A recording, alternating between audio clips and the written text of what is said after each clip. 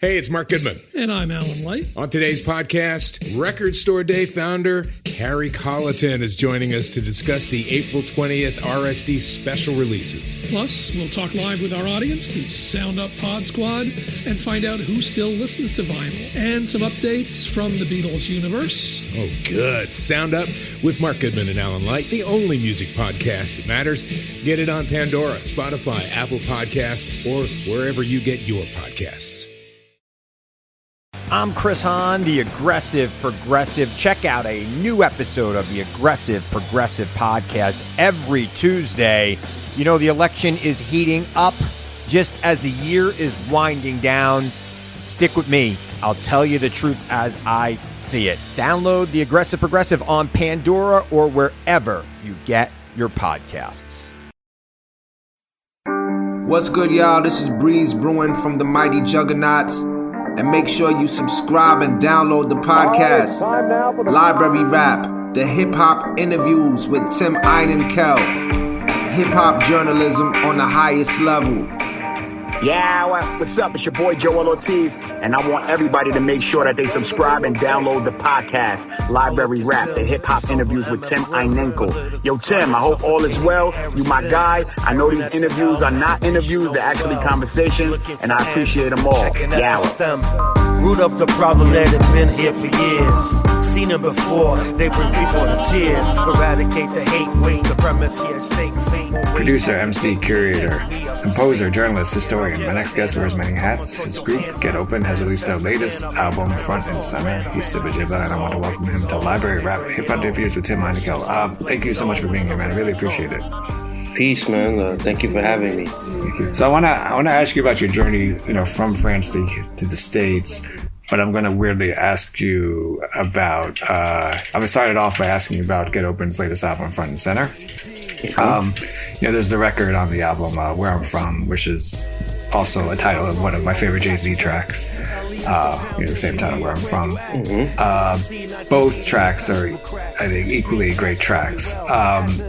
And how much of it all, and maybe there wasn't anything even considering at the time, but how much of it all was maybe an ode to the Jay-Z track?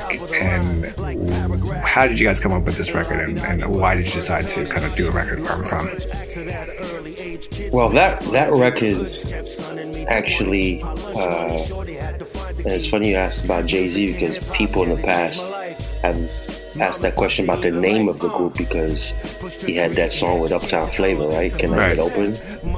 Right.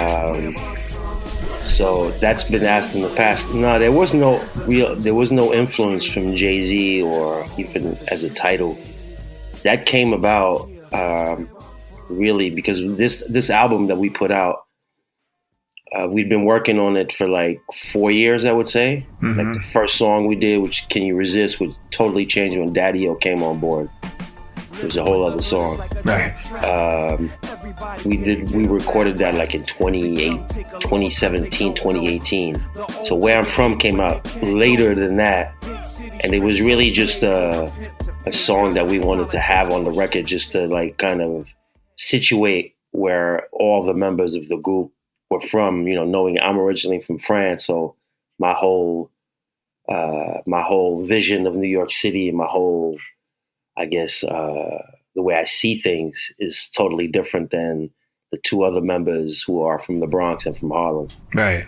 I'm not born here. I came here very young, but so I have a whole other vision. And the filmmaker, Pascal Tissot, he's actually a filmmaker. He really rarely does videos, but he really likes our work. So he took it upon himself and said, you know what, I want to make this video with you guys. So he really had the vision as far as the visuals, like what he wanted to kind of include and, didn't want to be too cliche because this kind of video and song has been done before. We're aware of that. I think one lyric that stand out, I'm not going to quote it perfectly, but I think it's you who say, Lottie, like you talk about Lottie Dottie and having kind of a big impact on you. And like you joke, I think more in jest, but jokingly saying like you lost your French accent because of it, right?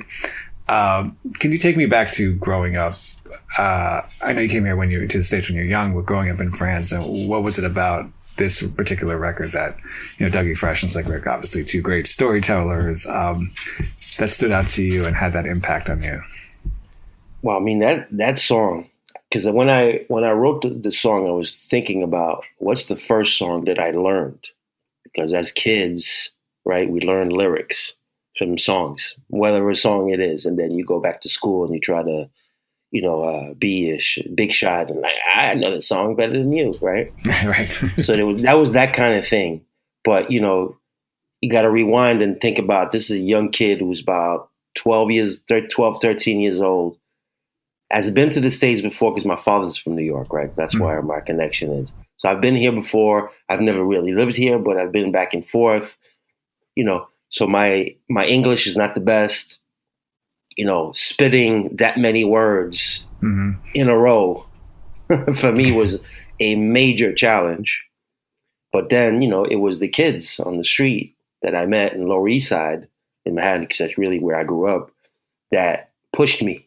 And they were, learning themselves. And I remember that being kind of the first battle, in between street kids. Mm-hmm. You know Lottie Dottie? Yeah, I know it. All right, let's hear it. Go ahead. It'd be that kind of dynamic. And that's where, that's where I remember the Roxanne Chanté's, the real Roxanne song was probably the first I learned with the Fat Boys.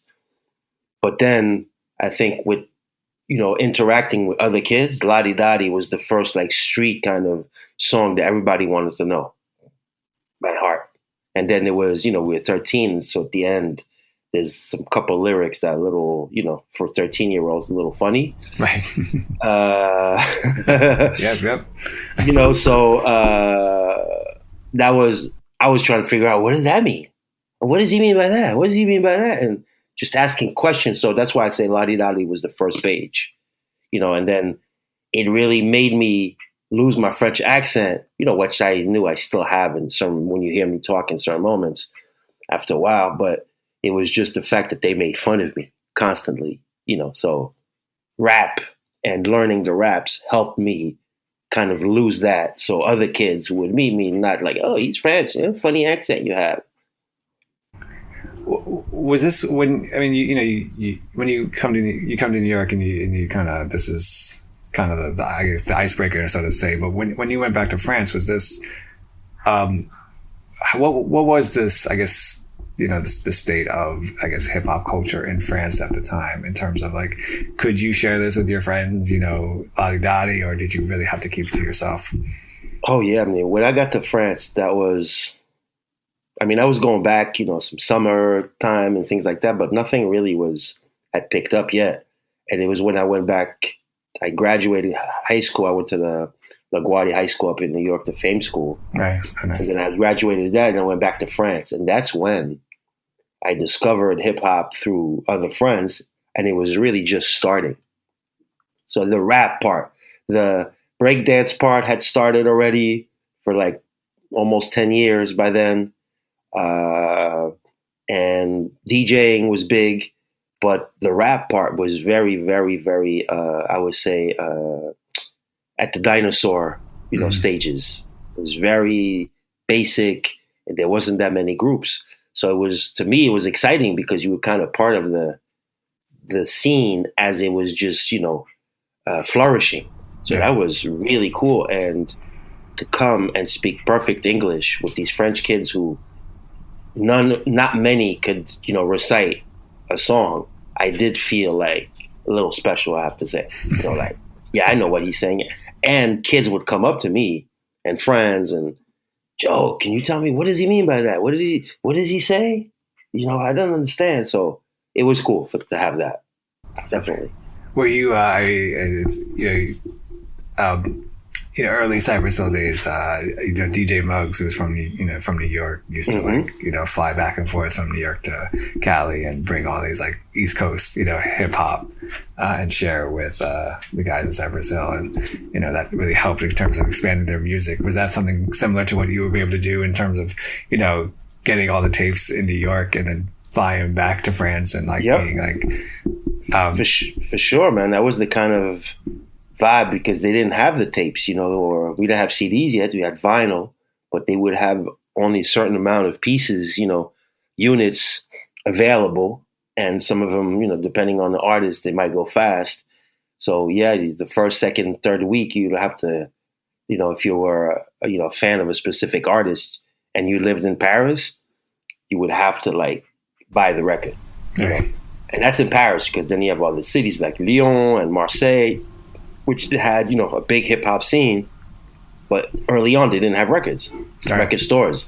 So they have to go to Paris to get the records. So yeah, I did bring a lot of stuff. I remember one specific tape that I brought that blew everybody's mind was the soundtrack for Colors with Ice-T. That's dope. Nice. I remember that. These graffiti writers was like, "Yo, what the fuck is this?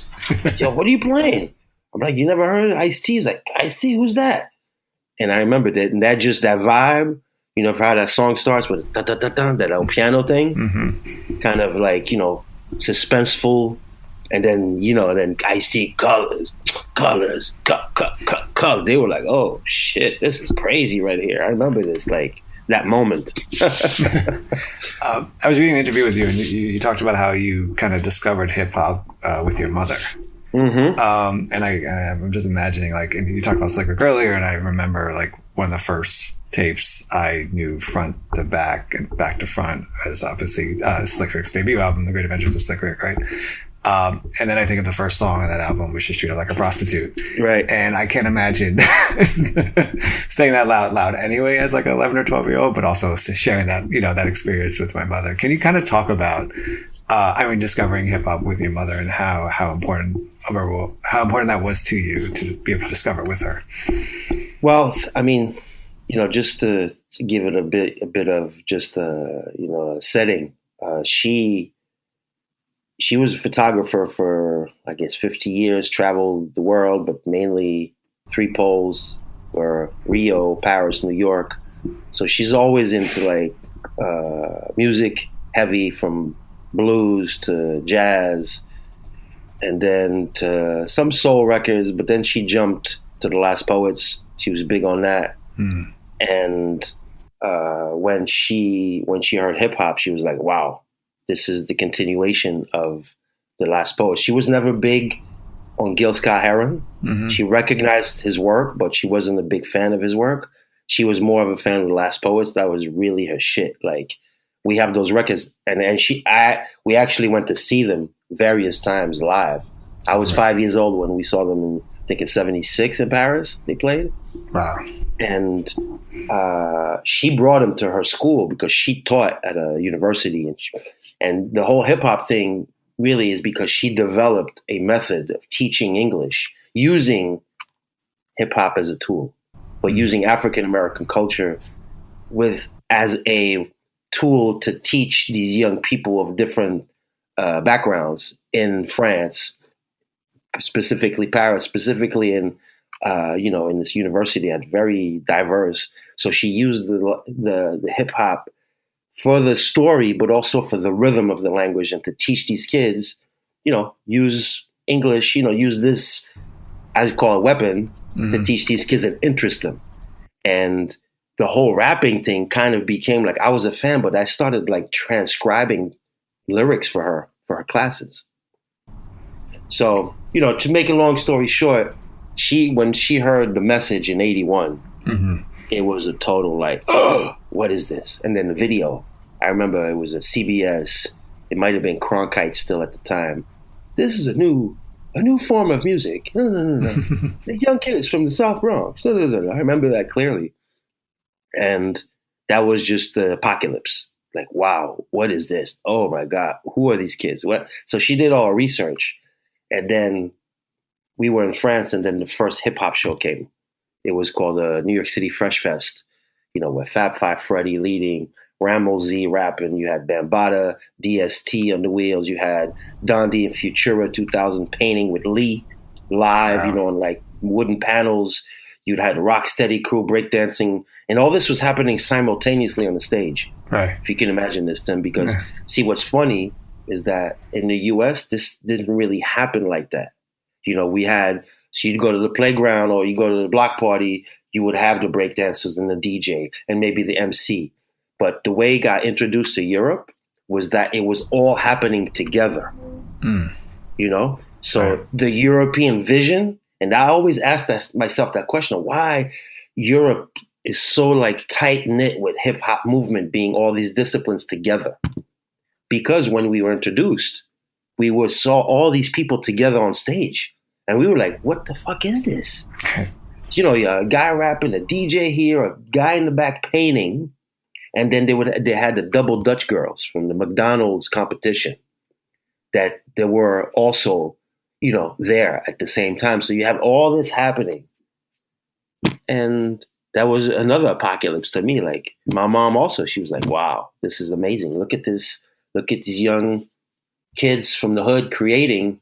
This is wow." She just had no words. And there was maybe 200 people there, the show, and that was like the jump off, I would say. So and take me out. You're this. You talked about knowing Lottie Dottie and transcribing the lyrics, for your mom. But take me. You're at a show like that. And you see all the elements coming at work, working together and also working separately. What is the element that I think you're instantly drawn to, and that you're like, I want to do that. I don't care if there's a career in that or whatever. I want to do that too as my form of expression. You know what? I think it was now that you asked, and that's a very good question, because I never really thought about why that moment may be really the turning point. It's kind of the same feeling. I don't know if you've ever been to Brazil. No, I want to. When you go to Brazil, let me know, and I'll link you up with a couple samba schools to go visit. Oh, dope. Nice. Because it's that impact, that sound, that sonic impact that, you walk in this, what you call the quadra, which is this, gymnasium where they rehearse. And when the percussion starts up, your heart just kind of stops, like, ugh! And it's that feeling I remember having when the sound came up and you heard, like, this dude, like, what is he doing with his hands on this turntable? Mm. What is he doing?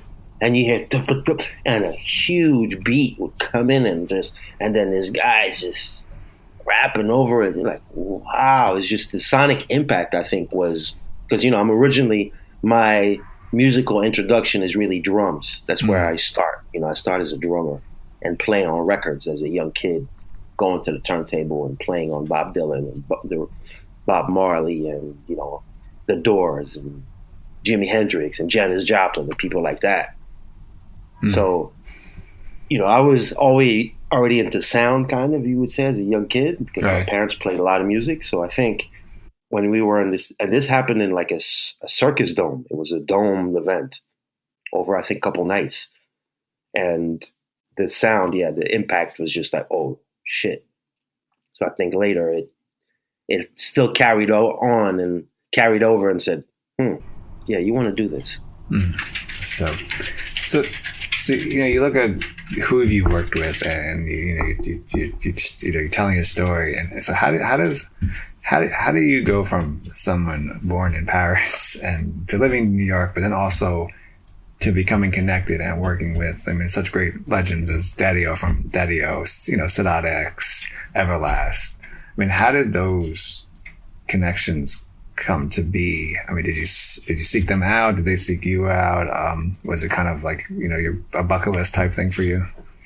Well, I actually had some of it happen when the Daddy O connection happened when, in 1990, my mom and I set out to write a book that we called Freestyle. And the reason why she was really the one who was spearheading this is that at the university where she was teaching, there was another person who was interested in hip hop history and what was happening. So this person, another professor, had also a lot of power at the school, and he kind of like instigated and learned what hip hop was and kind of tried to tell people that he was the one who brought it to the school. And that really pissed her off because she had been working many, many years on this teaching method and using the culture, that she felt that, you know, this guy was trying to, like, I don't know how the word would be, but he was just trying to take it over. She wasn't happy about that. So she wanted the recognition. She said, and she had started, interestingly enough, doing interviews for her classes that she would play for her students. So she already had Curtis Blow. She already had Grandmaster Flash. She had the Last Poets. Wow. She had DST, you know, and she would catch these people when they would come to Paris at shows and different events. So, and there was that whole hip hop event that she got invited to because of the, you know, the sponsors was like a, you know, kind of a source or hiphop.com kind of, you know, entity. So she was linked to them, blah, blah, blah, did those interviews. And then she said to me, she's like, Sebastian, I got 4 or 5 interviews. Why don't we do a book? Because, you know, right now the kids are complaining, the young hip hop kids are complaining that it's too much analysis. Because, you know, in France, people like to analyze and talk a lot. But, you know, a lot of times they don't let the people who make the music talk. So we said, you know what? Why don't we do a book and we interview the people, the actors, and let them speak about what they're doing. So that's really what we set out, which is a book of interviews. And in, I guess, must have been 91, you know, I was doing a lot of back and forth at the time, doing interviews in New York, and a lot of, you know, people helping me out. And I have to shout out Dream Hampton, who really, really helped out. You know, she linked me up with so many different people that led to other people. And one of those people was Daddy O. And Daddy O, you know, when we interviewed, and I know you talked to him, man, he'd tell you got a half hour and then 4 hours later, you're still talking. Yeah. Because Nice. Daddy O got stories, you know. Yeah. And even back then, you know, this is 91, so it's not like Stetson Song is going on for 30 years. You know? Right. They've been going on for like maybe 10 years, maybe even a little less. Right. So, you know, he was at a studio, which is where I live, near where I live now in Fort Greene, what he called Bet-Stuy still at the time. And it was called Okie Doke Studios. And his manager was his brother, Kedar, you know, Massenberg. So I remember going to interview Daddy O, and then we ended up talking for like 4 hours about all kinds of stuff. It wasn't just an interview anymore. It was just like talking about life and politics. And he was curious about Europe because, you know, he was one of the first American hip hop artists to work with a European group. You know, he produced that duet called the Cookie Crew. And the Cookie Crew was signed to Polygram UK. So I remember that because I talked to him about that, and he was like, "You know the Cookie Crew? How do you know them?" I was like, "I'm from France originally." He's like, "Oh, word up, Bob." So, you know, he was interested in the global aspect of the hip hop thing. You know, him and Chuck are like big on that. You know, Yeah. So we talked, and at the end, I was like, "Daddy, do you mind? You know, I produce. Like, I just started a couple years ago, but I got a couple tracks. I'd love to play for you." He's like, "Hell yeah!" He's like, "Let's go in the studio." So we went in the studio, play tape, and he's bopping his head, and I'm like, "Oh," already like kind of trembling. He's bopping his head, like, "Oh shit!" And he turns around. He's like, "You did this?" I was like, "Yeah." He's like, "This shit is dope, man." That's awesome. He's like, "Why don't you come and see me when you come back to the U.S.?" I was like, "Word?" He's like, "Yeah, just come see me. You probably have done more. I want to hear more." I was like, "Word?" He's like, "Yeah, come see me." So the following year, I started college up at Purchase University up in White Plains. And, you know, you don't have to tell me twice to call, especially a legend like that, one of my favorite rappers at the time. You know, call me? Hell yeah, I'm going to call you. So that's what I did. And we actually, you know, I was working with I had a music partner at the time, my man Lavive, Lavive, and we signed with Daddy O's production company. You know, and we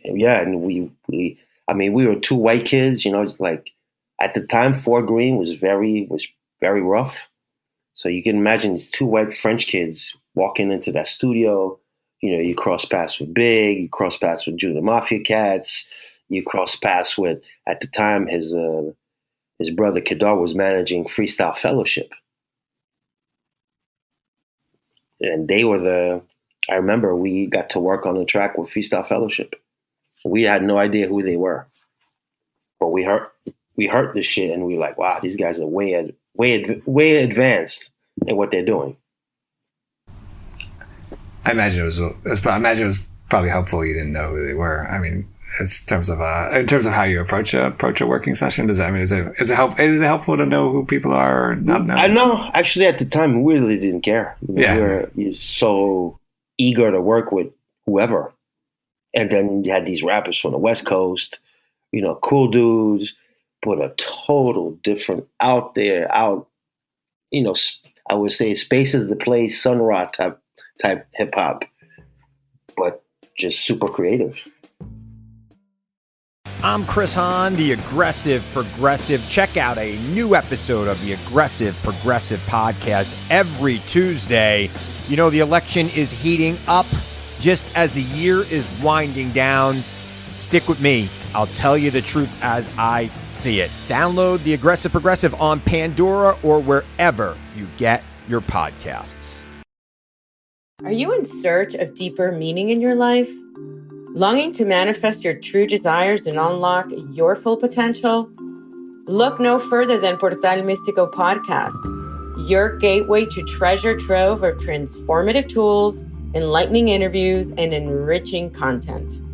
I'm your host, Elena Maggio, and it's my heartfelt desire to guide you on this extraordinary journey of self-discovery. And with every episode, I'm passionate about sharing and introducing you to new topics in self-development, metaphysics, astrology, the law of attraction, numerology, interviews that will eliminate your path and fuel your own personal growth. This podcast is your wellspring of inspiration dedicated to help you uncover your purpose with unwavering passion. Together, we'll dive deep into the fascinating topics and explore endless possibilities. Listen to Portal Místico on Pandora, Apple Podcast, or your favorite platform. So going into that first studio session with Daddy O, I mean, did you have expectations, or did you not, were you just like, we're just going to go in and, just complete something? I mean, did you? No expectations. Yeah. Super like a child in a candy store. Okay, I'm going into a session with Daddy O from Stetson Sonic. All right, let's put that in perspective. Okay. Because I'm 20 at that time. I'm 21 years old. I just turned 20, and I just started college, and I just got signed to a major production company, and with a chance to work with some serious people. So I'm, to me, that's crazy. Right. It's like a dream come true. You're like, wow, okay, I came to the U.S. and this is happening. Wow, right. It's like the whole other ball game than what I was doing in France. Like, this is like life changing kind of shit. Right. So from there, Daddy O was like really the introduction, and then the whole college thing, went down. So I worked as that also did help. Work relationship was like I was was a programming director for events at this school for like 2-3 years, and I was also a college radio director for the station director for urban music. So I was developing relationships with labels as far as like being the radio guy, but also since I was booking, I was building relationships with managers and agents. So when it came, for example, in 94, we invited KRS to the college. And since I had interviewed Chris and my mom had invited him to her school, to her university in Paris back in 91, we already had established those relationships, with his manager and with Chris himself. So he kind of knew who we were. So when I called for college, Chris, blah, blah, for a show, he did a show for half price of what he would charge, or a third of the price, because we were a smaller school, and also he knew who I was. So that was kind of a highlight, because I was 23 years old, and the show happened on the night of my birthday. I made it happen that way. That's awesome. It really worked out. And the crazy shit was that KRS said my name in his freestyle. Wow. So that was just like, another moment of pure candy store. Like, oh, yo, you heard that? You heard? Yo, KRS said my name in the freestyle. You heard it, right? Right. Like, who was recording that? Who had the 8-track tape? Come on. Exactly.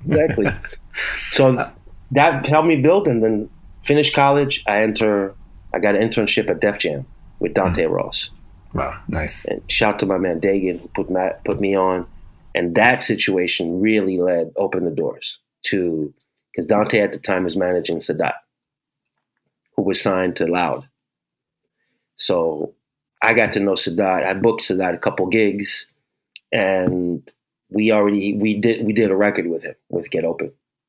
And then that led, we built rapport, and we did a few other sessions, after that with Sadat. And then the Everlast situation also came from there, because Everlast, Dante comes to me one day, might be early 97, at the office, and is like, Siba, you got some beats? Like, yeah, always. It's like, you want to submit some stuff for Everlast from House of Pain? I'm looking at him, do I want to? Like, hell yeah. Everlast, House of Pain, yeah. He's like, he's doing this record, but it's independent. I mean, it's a solo record. He's no longer with House of Pain, but I'm going to executive produce the record, and I'd love for you to submit some stuff. So I was like, am I one of the first ones you're asking? He's like, yeah. I was like, wow, that's an honor, bro. That's amazing. Yeah. It was like, when you're looking, you're at the A&R office, where on the wall you have tapes from Primo, from Q-Tip, from Law Finesse, from Pete Rock, you name them. And one of the hottest tapes, as a side note, was Showbiz. Showbiz beats, 96, are just bananas. I mean, I really say it. Out of all the ones I named, he had the top tape. I mean, a lot of back then, these producers, they didn't put everything on the tapes because they were worried that somebody would jack it or have the idea, or it was so, as you know, it wasn't cutthroat, but you were worried about who would use your sample. So I remember that, and then I submitted some tracks, and then Dante called me up one day, or I remember exactly how I went down. It was like, Siba, Everlast like some of your shit. Like, we're going to go to the studio and demo some of this stuff. So I was, again, that's another, as I call it, candy store moment. Wow, all right, damn, we get to work with Everlast, House of Pain, oh shit. Right. And what's funny is that in my book, Freestyle, he got interviewed, but that's the only interview that me and my mom did not do. Oh, interesting. So when I talked to him about it, it was like a friend who had done it for that, because we weren't available that day, so someone else went to do it. And I remember, you remember this interview? He's like, man, let me tell you, Siba, that a lot of that era is a total blur. We drank so much, we took so much drugs, we barely slept, we did shows, we did this, that. A lot of this stuff is a blur. So that, that situation, Everlast came around, and that was like, what probably my claim to fame moment, because, that I had no expectations on that record. Like, I didn't know what was going to happen. I knew it was House of Pain, Everlast. So I was like, there's a chance that this could do big numbers. But again, he was solo. He didn't really know what he was doing, because, originally, a lot of people don't know this about that record, the Whitey Ford Sings the Blues, but it was supposed to be like a Puff Daddy type record. Because at the time, if you remember, the production styles were like, you were jacking 80s songs, putting a beat on it, and then put a little chorus on it, and then here's your song, right? Right. So I remember, and we talked about Everlast about releasing this, because I still have the tape of it, is that the first song he recorded was Ends. And Ends, the song, was on the Eurythmic sample. Here Comes the Rain Again, a track I did. So this track was that, and it had D.V. Elias Christ on it, singing the hook, singing the the Houdini hook. Ends, how many others have them? I want my ends. And then the turning point was one day Dante calls me. He had recorded 2 songs, maybe 2 songs in the album, right? Dante calls me like, yo, Siba, come to the studio. Or yeah, something like that. He was, come to the studio. And I get to the studio and it's like, Siba, listen to this. And Everlast pops out what it's like. Him playing guitar a cappella. I was like on my ass, like, what? Wow. You sing like this? He was like, yeah, man, been a minute, but I just haven't sung out, out to people. I was like, yo, that's fucking hot. So Dante looks at me, he's like, Siba, I think we're going to change direction on the record. So it became this kind of folky, hip hop, rock, record, but they still kept one of my tracks, Painkillers, which was to him, a very important record because that's what he went through right before he, while he was recording, when they were mastering, he had a heart attack. And then he had his, this motorcycle accident where he was on painkillers. And the song he wrote was kind of one of the days when he, hallucinating while, on the effects of the painkiller itself. So that's, I guess I would say I got lucky that they kept that track and became part of that triple platinum record, and I'm thankful up to today, always thankful. Back to the 5 seasons, Mr. Ford. Your usual room is ready and waiting. Let me take your luggage. If you need anything while you're staying, just let me know. Good looking out. I hop out my car, step into the lobby. Everybody's on the floor. It's a motherfucking robbery. The shit's in progress. I can feel the stress. I wonder silently to God how I get in this mess. They tell me to freeze and get down on my knees between my jewels and my cash. Are you in search of deeper meaning in your life? Longing to manifest your true desires and unlock your full potential? Look no further than Portal Místico Podcast, your gateway to treasure trove of transformative tools, enlightening interviews, and enriching content. I'm your host, Elena Maggio, and it's my heartfelt desire to guide you on this extraordinary journey of self-discovery. And with every episode, I'm passionate about sharing and introducing you to new topics in self-development, metaphysics, astrology, the law of attraction, numerology, interviews that will eliminate your path and fuel your own personal growth. This podcast is your wellspring of inspiration dedicated to help you uncover your purpose with unwavering passion. Together, we'll dive deep into the fascinating topics and explore endless possibilities. Listen to Portal Místico on Pandora, Apple Podcast, or your favorite platform.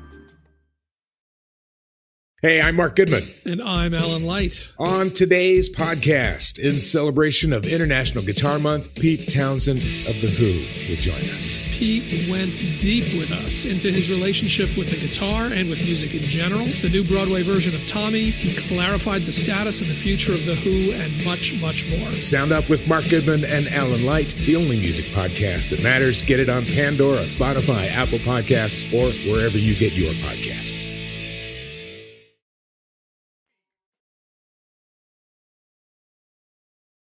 So I hear you talking, and I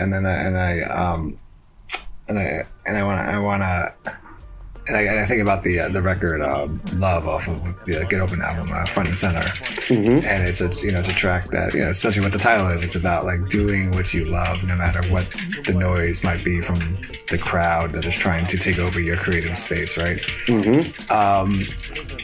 What are and you obviously speak from this, from someone who loves what they do and has created incredible music with incredible people.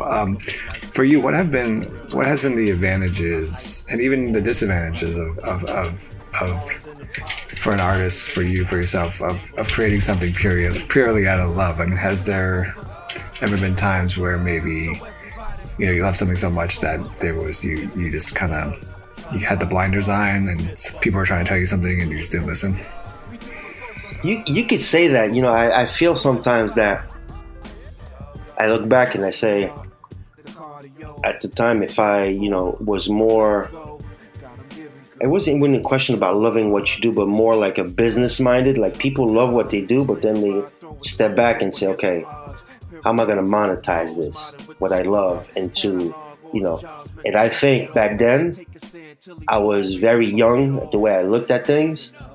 And I mean, I'm not a business minded guy to start. My family's not business minded people. They're not entrepreneurs or, in a way where they invest money into something. They more invest their creatives into something, like that equal out to monetize. So to me, it was like, I would say the purity of what my passion of making hip hop kind of like blinded me to not focusing more on the entrepreneurial aspect of things, where, some people were like, damn, man, you should have shot the shit out of that, when you did that Everlast record and got all these other placements. I mean, shit was happening, but I explained to people, for example, that record, the problem for me was that what blew up was the rock songs. So his rock crowd really, gathered around him. His hip hop people liked it, but some people got turned off by it because it wasn't jump around. It wasn't, boom, shalak, lock, boom anymore, right? So there's those kids who wanted that. So, to me, that's the kind of thing, but I would think the only thing that may have stopped me from, really doing what I love and that is just really the business, of like having to refocus and maybe kind of change what you're creating so you please more people, that kind of vibe. Right. Like as a producer, I need to find that formula so, I can bring these checks, and then, because, that's what everyone thinks, and like, and then I'll do a project that I really want to do. There's some people think that way, but then, they get into the whole formula thing, and if it works out, they're going to like work that. I think of Wyclef, once he found that formula, he's like, man, I'm running with this till the end. Right. Sure. You've worked with obviously like not just English speaking artists, but also French speaking artists and other artists. What is, and this is not a question that's supposed to be English artists versus French artists, but what do you feel like an English speaking artist kind of brings into a studio that you kind of wished a French speaking artist brought into the studio? And then what do you think a French speaking artist brings into the studio that you kind of wished an English speaking artist brought into the studio? Good question. What I think, if you talk about hip hop, I think what I saw early on was, and that's maybe because it was early on, but there's the US hip hop mentality, or the US artist mentality is much more, there's a lot more confidence, I would say.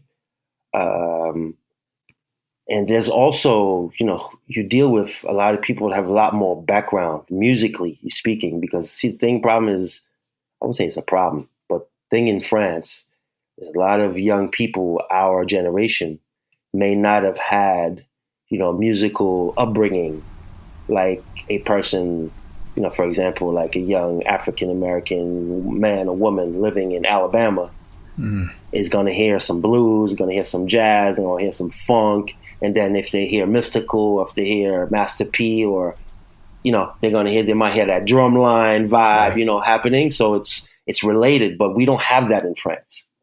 So you may have even an African, a young man or young woman from African descent, or even if she's from Guadeloupe, which is like the main, colonies, of people of, African descent. Right. Those kids did not have that kind. Some of them may have had that upbringing, but musically speaking, they did not listen to the same thing. So the way they approach music, I think is a whole other way, especially hip hop. I mean, what's great for hip hop, what I think it did to the whole world aside from the US, is it educated young people to music they never listened to before. From all the people digging, so of course you listen to that, to all these records that you may, obscure records that you never, think of touching before because you're trying to find a sample. So, that's a whole other conversation. But So I think that's what, the US is, just that confidence, and it's also that knowledge and background and reference to stuff that, when you're having a session, and so and that song, when they're singing, that part, blah, blah, blah, when she's doing that, and a little, and that person's like, yeah, I know what you said. Oh, yeah, okay, you want that? Yeah, all right, cool. And then you go back in, boom. Right. You won't have those references in France. But what you may have, is I don't know. It's a different approach in the studio in France. It's more clinical, like with recording engineers and things like that. I felt, and I hope they don't read this and take this the wrong way, but sometimes felt a little more stiff because also engineers, in France, probably not now because things have changed and a lot of young people have gotten to the game, but back in the late 80s, early 90s, engineers looked at hip hop artists as like losers. Like, oh, you guys are not musicians, or you guys are the guys that are sampling, stealing stuff from people. And, and also not being, a lot of them not being, how would you say, collaborative in a session. Kind of like hating on the situation, like, oh, damn, I got to do this session now with these losers, get this over with. Yeah, trying to get it over with. Is the hour up yet type thing? Exactly. Yeah. I mean, early on, when they didn't see, the dollars or the euros. Now that they see the euros, they'll do the sessions, no problem. Right. Because it is what, 20% market share, if not more, in France, and that's huge. It's still the number one music aside from just French chanson, as they call it. It's after it might be this. It's the second after maybe UK. Maybe not even, because UK doesn't produce that much of their own hip hop. It's France's number one after the US. Still as a market. That's amazing. Mm-hmm. You mentioned kind of mentioned a quote unquote American music session with talking about different genres of music, and then you think about your group Get Open, and you three are from these have seemed like very diverse musical backgrounds and musical families. Can you take us into just, even if you want to pick a song that you guys created, and kind of take us into a creative session briefly of the beats coming together and the music coming together and the lyrics coming together, and kind of how does that work with you guys? Well, just let's take this one song, which actually I'm going to repost today because the George Floyd trial started yesterday. Right. This song that was actually the first single we called "Tale of the Tape," and "Tale of the Tape" came around that we wrote. I think we wrote our verses separately because that's what happens. We have weekly sessions. We'll play beats, and we'll choose some instrumentals we like, and then we'll have I won't say silent moment, but we'll just play the track over again, and then see what we come up with within a short amount of time. You see it in the tail end taping. You them have the beat consistent. Look like they never want no children. You them have the beat consistent. The look is worth a million. Them only want destruction total. You see it in the tail end taping. And if something creative, comes up, then we'll build on that. So I think at the moment we all started writing verses, and Vaughn Meister is actually the guy in the group that's, I would say, probably, and to me, and I wish he would do more of this work, but one of the best chorus writers, hook writers that I know. So, he gets inspired. He can be so quick with it. And I don't remember how because what he does, and, I know a lot of other rappers do this as well, is you kind of hum something and you have the rhythm. So you go, it's kind of like you're doing a percussive pattern in your head that you think will work with what's happening, musically and rhythmically with the song. So he was kind of humming something, and then, and he's from Caribbean. But his background, you know, is a lot of reggae, a lot of dance hall, soca, roots, ska stuff. And then he was just humming, and then he's like, oh, I got it, Tail of the Tape. Just all of a sudden, I'm like, how'd you come up with that? He's like, oh, well, you know, Tail of the tape never lies. You know, that's a term for boxing, but the tape in our situation is the video. That doesn't lie, you know, it's there, it's recorded, it's boom, it's ingrained in history. And it went from there. And then, you know, I grew up in New York, 14, 84, 85. And the guy on, you know, big sports fan. And the guy on TV that my father loved to watch at the news with Channel 2 News was Warner Wolf. Yeah, Warner Wolf Sports. There you go. You see, so you're a true Yorker. You know the deal. If you know Warner Wolf. Let's go to the videos tape. There you go. So we're looking at each other, and I said, I think it was or me or maybe Kiambu said, we need to use Warner Wolf. So we went in, you know, and we got a little snippet where he said, let's go to the videotape. And so, you know, it just all worked out after that, you know, and just of each person finishing out their rhymes. But, you know, it's kind of the process that usually happens, how we work. We rarely come up with stuff. We write on our own, but hooks and concepts usually happen when we're together. Unlike maybe some other groups that find stuff on their own and then when they come back, like, oh, I got this idea, or give somebody a call or email, whatever, you know. Them only want destruction total. You see it in the tape, consistent.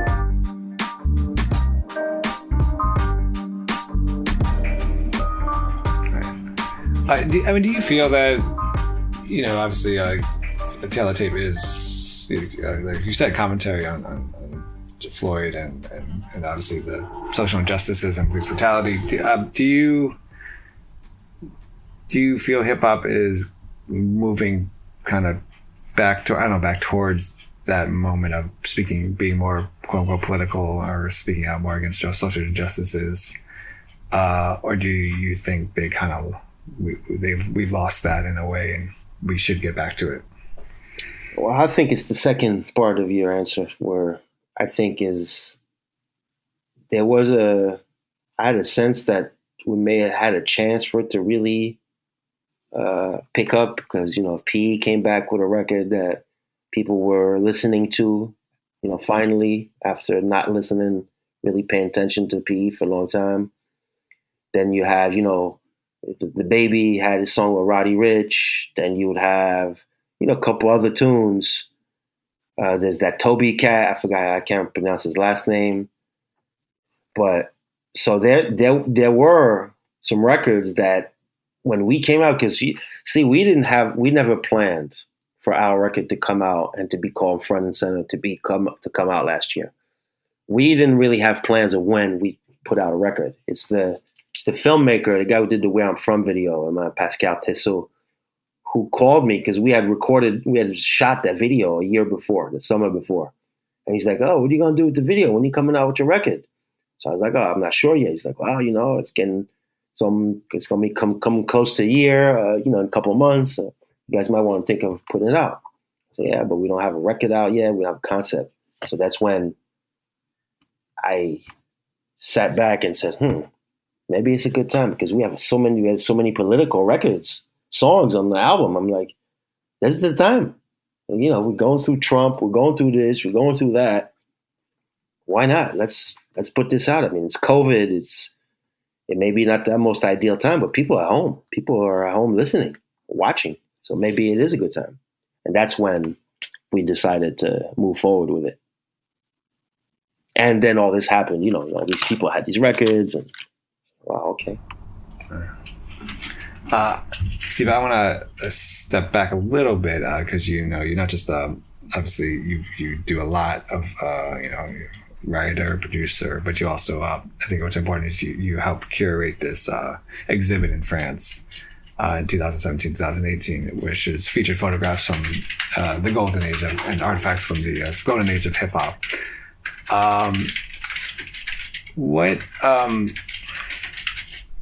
Well, one, I know this is I'll probably ask all the time, but why that era for you? But two, and you did touch on it, so you know, if you could expand a little bit. But two, who do you think at first, and you know, obviously it's changed with more French hip hop artists coming out, but who were those American artists or artists that you think had maybe the biggest impact on if people of your generation or maybe a little younger as well in France? Well, in France, I'd say the artists who had the most impact, I would say hip hop wise, is Public Enemy. Public Enemy impact towards that early 90s generation is unequaled in France. For various reasons, because they came and played in a small club, tiny club, and with, you know, I forgot, I think Terminator X couldn't come, so Red Alert came as their DJ. It's not a bad replacement. Yeah, right? And they played a tiny club, and there's some photos in the exhibit that we had of that show. We actually had the poster as well of that show at the exhibit. And so that's the artist I would say. Run DMC had major impact, but Public Enemy, I think, takes it for various reasons. You know, what a lot of people don't know is that, I mean, I don't know in other countries, but in France, the first big, when right after Takes a Nation, well, I think it was A Fear of Black Planet came out, it's 91. When they came to France, they played like a major arena of 5,000 people. And no rap group had ever played that sized arena in France, right? And I remember, and I had also this in the exhibit, the headline of like, you know, how would you compare it? It wouldn't be Wall Street Journal because they're you know, Bezos kind of owns it, but maybe at the time when they were maybe like a New York Post, more right wing, you know, would have like a headline, you know, like a Public Enemy at Madison Square Garden. And here comes the racists are playing Madison Square Garden tonight. Be careful. Oh, right. White people, be careful. You imagine that kind of headline? Yeah, that's amazing. I was like, what? And this is like headline of Figaro newspaper, which is not extreme right wing, but right wing conservative. I was like, everybody was shocked. Like, what? Public Enemy is getting front line? Headline? Like, what? So, you know, of course, everybody wanted to go see who Public Enemy was. Because your media, you know, could create that kind of buzz. And, you know, then they played and they toured Europe. I mean, they did a lot of shows in France, but their impact was very, you know, and I think it's still felt, although a lot of kids don't know, but a lot of that, you know, influenced a lot of kids to write meaningful songs, you know. So the whole 90s hip hop in France is there's a lot of content, you know, there's very little bling bling, very little ego tripping. You know, you had to be really nice to get over ego tripping in France at the time. See, but you did talk about language, right? In terms of you were able to go back and, you know, translate the lyrics, right, for people. Mm-hmm. But obviously you can't do that for everyone in France, right? Right. Can you tell me about what, in terms of Public Enemy, for example, like what besides knowing what the lyrics are, what is it that also stands out to the youth about them? And I asked that because I remember years ago I was in Japan, I had the opportunity to see Prophets of Rage perform, and you know, incredible show, and you know, and a lot of people showed up, but I imagine there is this lost in translation, right? Right. So what is it about, if you take away the meaning behind the lyrics, what is it about someone like Public Enemy that would stand out to?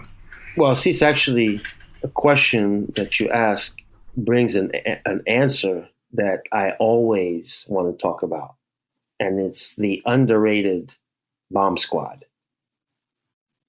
The Bomb Squad to me is, with Molly Mall and Primo and RZA, probably the most prolific, and Organized Noise, excuse me, the most prolific production crew ever assembled.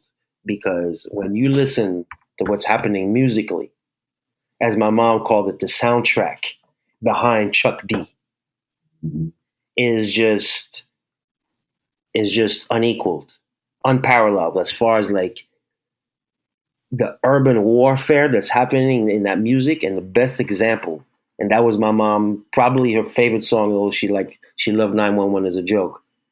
She was a Terror Dome fan. Terror Dome would just like get us so excited, and she would just sing that shit out like, I got so much. You hear, a 65-year-old woman singing Chuck D lyrics and being excited about it. I got so much trouble. I'm like, Mom, what's up? She's like, oh, I want to play P. It kind of became her anthem song to when people, next door or neighbors make noise. She would just turn the Terror Dome on, and that would just shut everybody up.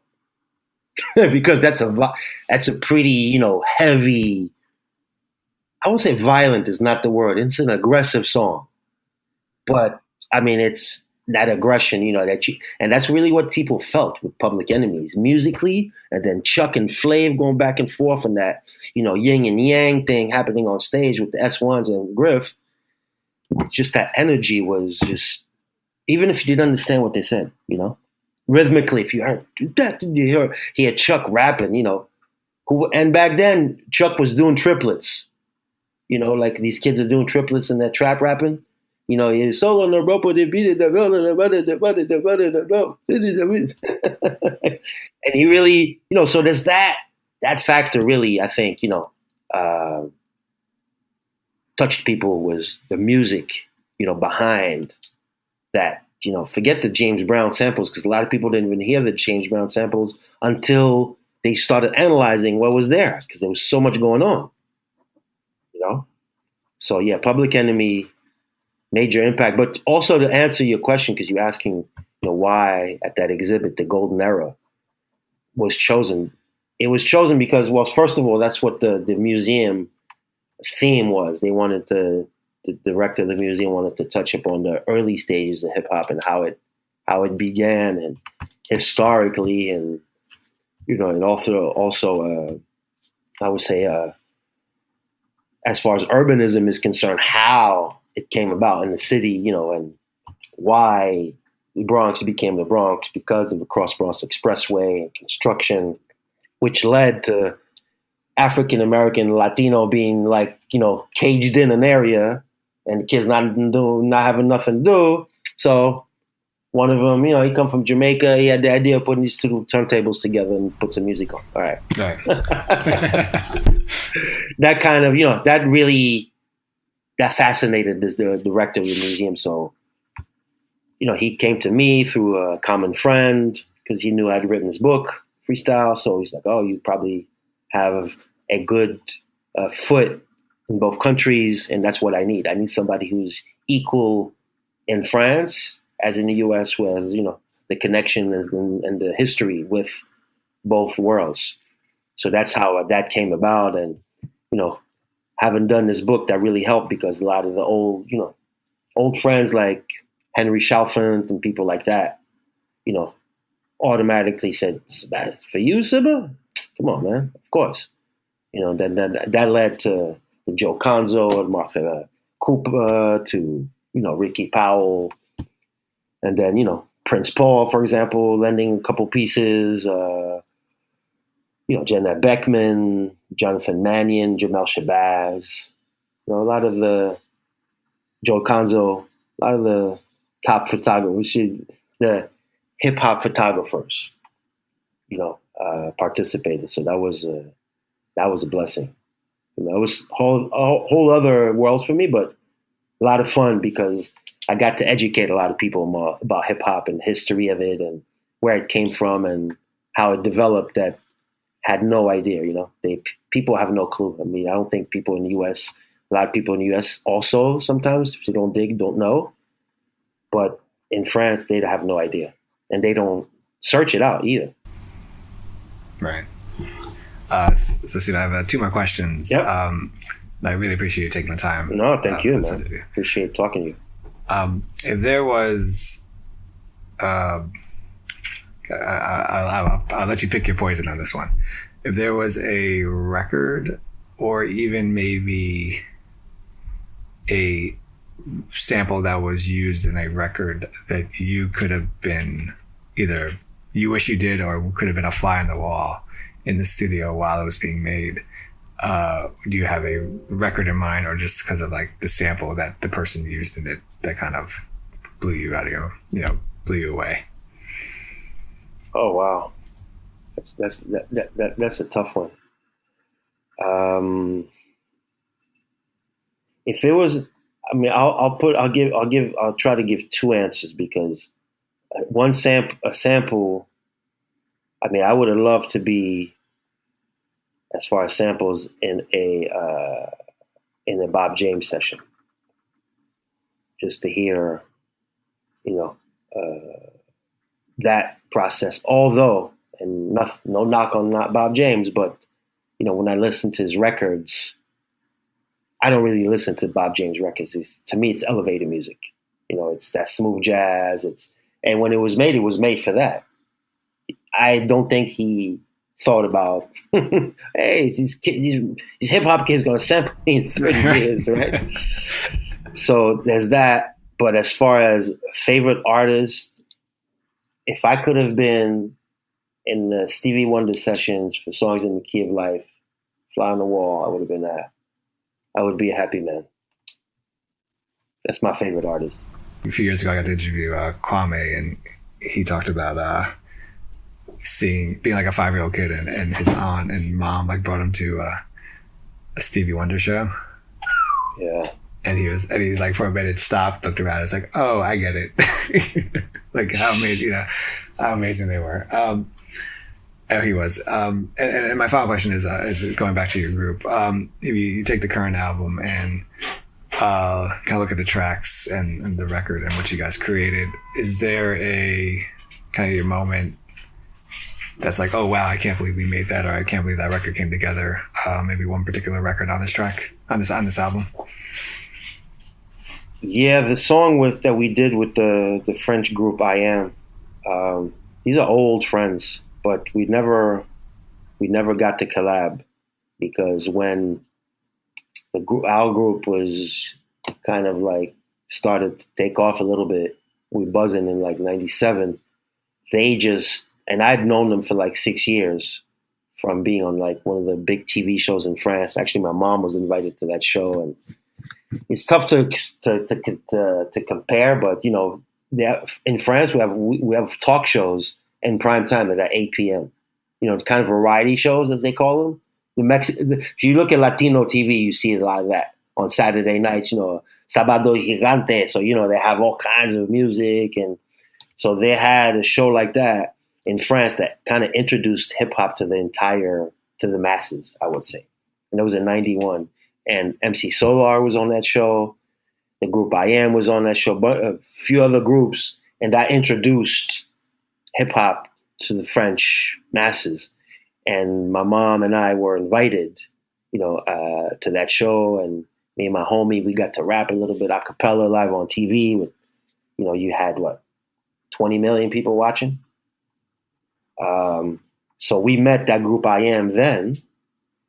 So we always kept in touch, and then in 96, they blew up.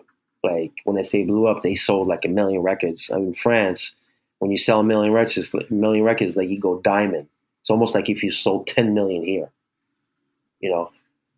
so they were like massive. And we always said, oh, we're going to do a record together. And it was always tough to catch them because they were so busy. So then this record came around, and I said to myself, I was like, I haven't done anything. These guys are probably home, sitting at home, not being able to tour. Maybe you could talk to them. Maybe they'd be down to do this. So I went in and I said, well, I offered the track, and these guys, these are old school guys like us. So if you talk to a hip hop artist like a guy like Daddy O today or Chuck, right? These guys are pretty set in their ways, in the way they make records or the way they make music, right? It's funny I say that, but they're just like jazz musicians. I'm heavy into jazz, right? And I play drums. Jazz musicians. That's the guys who brought me up. My mom was heavy into that world, so I have a lot of friends, and I play with some cats. And old jazz musicians are just like old school hip hop cats. They're just set in their ways. They don't want to, when in the 80s, my mom used to talk to these jazz cats about hip hop. Like, man, what's that shit music, man? Music. They were saying that. 10 years later, they're looking at my mom like she's like, a visionary because she saw it. And they're like, you were right, Desdemona. You were right. But they were still, it'd be tough to get them to play on a hip hop record. You know what I'm saying? Because of that reluctance. And I feel that hip hop cats today, the older ones, are exactly the same. They're not just going to record on anything, and they're not just going to do this, and they have their ways they want to do it.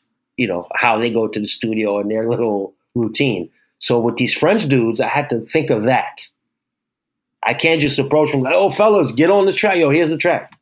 No. You got to approach it a certain way. Okay, these dudes, they operate this way. And, so it's just this approach that I think, that was important.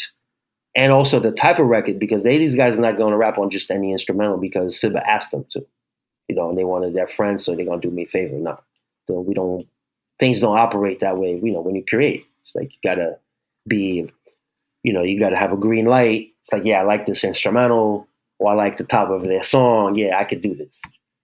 And that all worked out.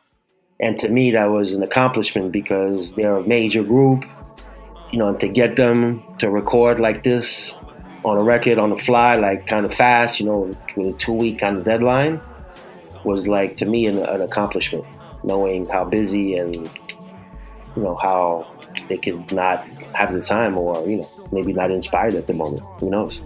That's awesome. So it's In My Life. That's the song. Actually, the next song I'm going to work on visuals about. So, Siba Giba from Get Open.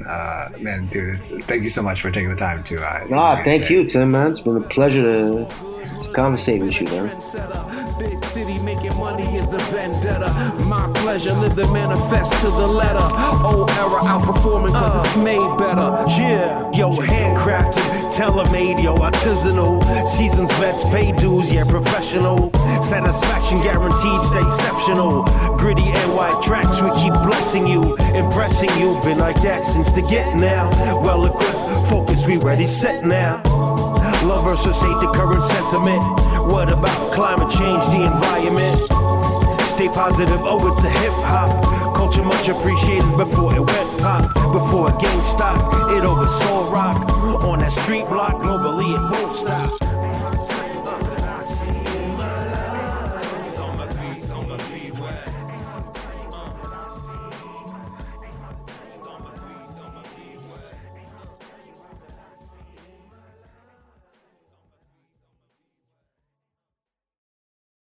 Hey, I'm Mark Goodman. And I'm Alan Light. On today's podcast, in celebration of International Guitar Month, Pete Townsend of The Who will join us. Pete went deep with us into his relationship with the guitar and with music in general, the new Broadway version of Tommy. He clarified the status and the future of The Who, and much, much more. Sound Up with Mark Goodman and Alan Light, the only music podcast that matters. Get it on Pandora, Spotify, Apple Podcasts, or wherever you get your podcasts. Hey, it's Mark Goodman. And I'm Alan Light. On today's podcast, Record Store Day founder Carrie Colleton is joining us to discuss the April 20th RSD special releases. Plus, we'll talk live with our audience, the Sound Up Pod Squad, and find out who still listens to vinyl. And some updates from the Beatles universe. Oh, good. Sound Up with Mark Goodman and Alan Light, the only music podcast that matters. Get it on Pandora, Spotify, Apple Podcasts, or wherever you get your podcasts.